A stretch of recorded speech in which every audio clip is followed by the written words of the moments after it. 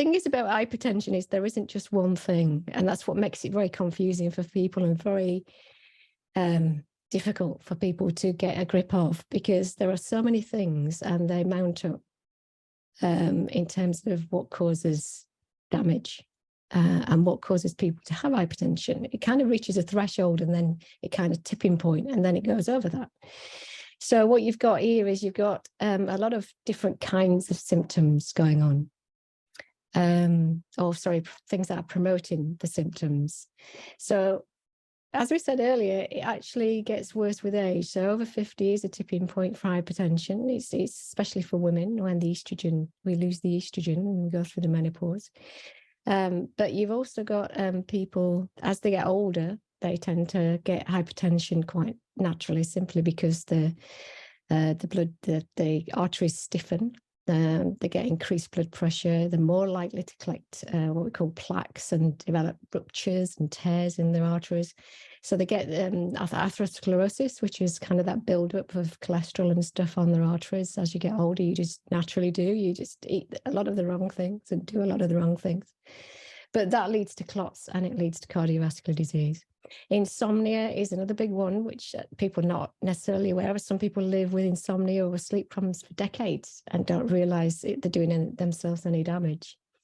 But insomnia and hypertension coexist. So an increased blood pressure is associated with reducing your sleep quality, but also insomnia and poor sleep quality is also associated with increased risks of hypertension. So if you've got one or the other, they're highly likely to have the other, if you know what I mean? Very comorbid.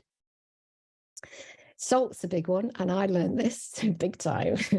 I learned it from my mum, and I'll tell you about her in a second, who developed kidney disease when she was in her 40s. And she had to go on, she had to take salt out of the diet. But I know that salt particularly affects me in a big way as well. So I had to cut that out too. But salt encourages your body to hold on to water, basically.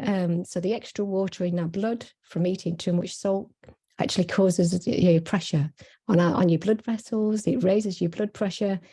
So salt is a biggie by itself, I think. Salt, and a couple of others are some major ones, which we'll talk about.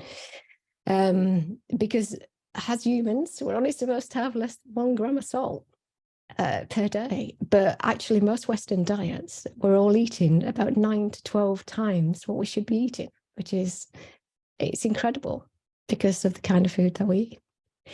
So really, we can do pretty much without salt. We don't need it. It's in a lot of other things quite naturally in products that we can eat. But adding it additional to that stuff is actually not good for us.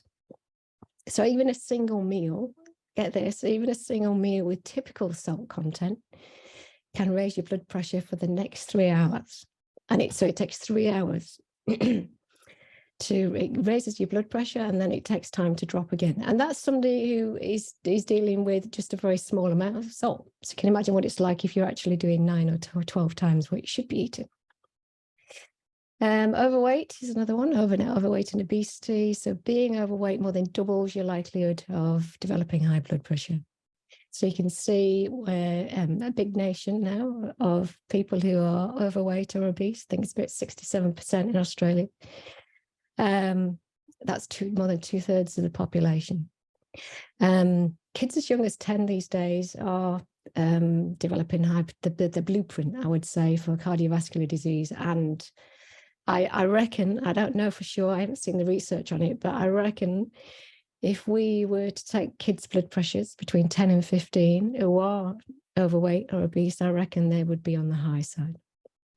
And that's even at a very young age.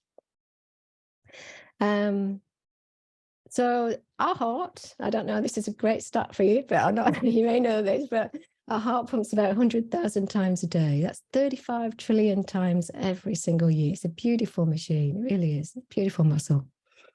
But the problem is that when you've got excess weight around your body, so 1 pound of fat equals 5 miles of blood vessels. So if our heart pumps 100,000 times a day, every excess pound of fat means the body has to pump an extra 500,000 miles around the body. So that's a huge pressure.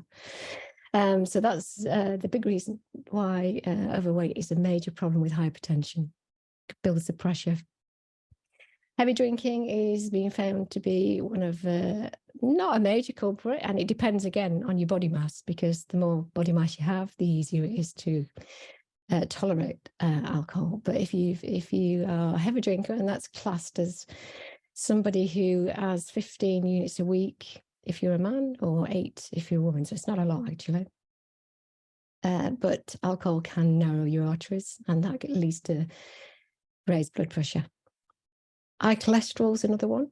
So that's like that. I don't know if you know, but it's a waxy fat-like substance made by the liver. We produce it quite naturally, but if you do eat an animal or dairy diet, you will take extra amounts of cholesterol into your body, and that's when you start causing yourself atherosclerosis and high blood pressure, etc., because the body quite naturally produces all it needs, and what we're doing is actually producing more and more by consuming more and more of it from animal products.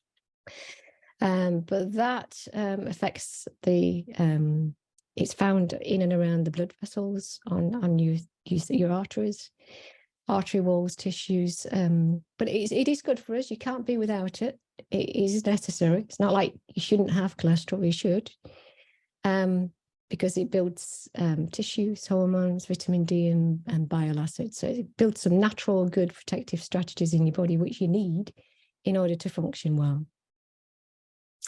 But what it can do, if you've got, especially the bad fat, the LDL fat, which is the bit that causes these plaques and atherosclerosis, and you haven't got low HDL, which is the good cholesterol, which counterbalances it and shifts it away from the arteries and takes it somewhere else and disposes of it. If you've got those two numbers wrong, in the wrong ways, what's going to happen is your arteries are going to get narrowed by the guff and crap that sticks on them, and they're going to end up becoming very narrow and very stiff, which means the blood flow going through is actually lowered. So you haven't got the pressure that you need in order to pump it around the body.